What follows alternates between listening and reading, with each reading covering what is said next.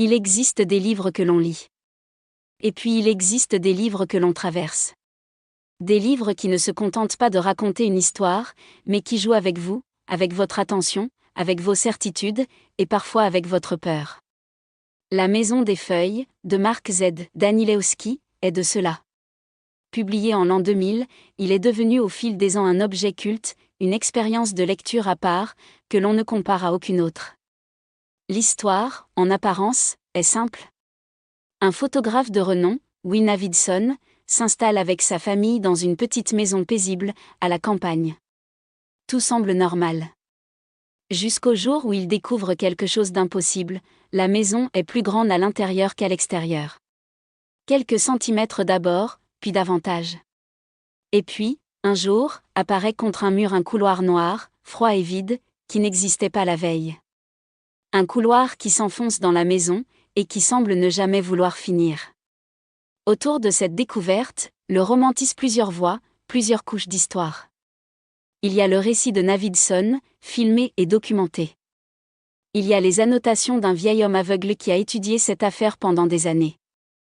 Il y a les notes, les commentaires, les doutes d'un jeune narrateur troublé, qui recompose tout cela à sa manière. Et peu à peu, la frontière entre ce qui est vrai, ce qui est inventé et ce qui est fou, s'efface complètement. Mais ce qui fait la force unique de « La Maison des Feuilles », ce n'est pas seulement son histoire. C'est sa forme. Le livre lui-même devient la maison. Les pages ne sont jamais les mêmes. Le texte se rétrécit, s'étire, tourne sur lui-même, disparaît parfois, ne laisse que quelques mots au milieu du vide. Il faut parfois tourner le livre, le retourner, avancer lentement, reculer. Vous ne lisez plus simplement, vous explorez. Vous ressentez cette angoisse de l'espace vide, ce vertige de l'inconnu qui se referme sur vous. On dit souvent que c'est un roman d'horreur. Et il l'est, oui, mais pas au sens des monstres ou des cris.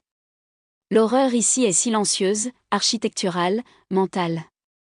C'est la peur de ce qui est trop grand, de ce qui ne devrait pas exister, de ce qui se cache dans les angles morts de notre propre esprit. C'est un livre qui vous reste longtemps après l'avoir refermé, qui vous fait regarder les murs de votre propre maison un peu différemment. Alors, à qui le recommander ? À tous ceux qui aiment les histoires qui sortent des sentiers battus, à ceux qui veulent une expérience de lecture plutôt qu'un simple divertissement, à ceux qui acceptent de se laisser perdre un peu. Et si vous préférez les romans linéaires, clairs et rassurants, passez votre chemin. Ce livre ne vous tient pas la main. Il vous demande de l'effort, de l'attention, et parfois un peu de courage. Mais si vous acceptez le défi, La Maison des Feuilles vous offre quelque chose de rare, la certitude de n'avoir jamais rien lu de semblable. C'est un objet étrange, magnifique, dérangeant et inoubliable. Une maison en papier, dans laquelle vous entrerez, et dont vous ne sortirez peut-être pas tout à fait indemne.